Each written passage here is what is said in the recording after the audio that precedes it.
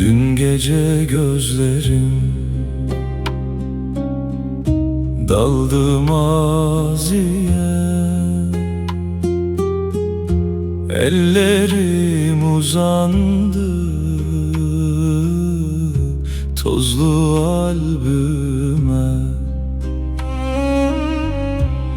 Çıkarıp tek tek resimlerine baktıkça inan döndüm deliye. Gökler yıkıldı sanki üstüme,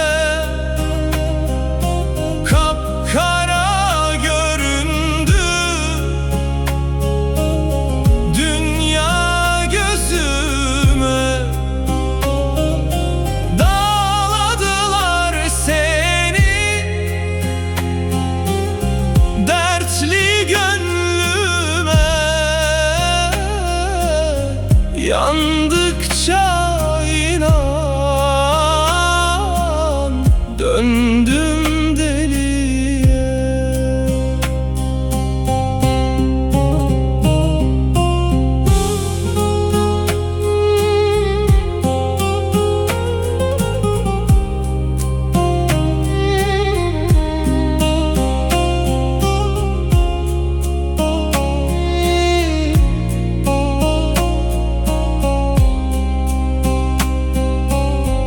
Bir gerçekmiş gibi bakıp yüzüne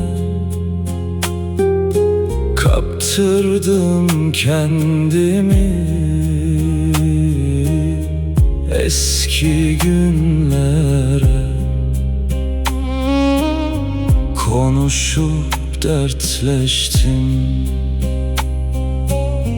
bir an seninle, ağladıkça inan döndüm deliye. Gökler yıkıldı sanki üstüme, kapkara göründü dünya gözüme. Dağladılar seni dertli gönlüme, yandıkça inan döndüm deliye. Yandıkça inan döndüm deliye.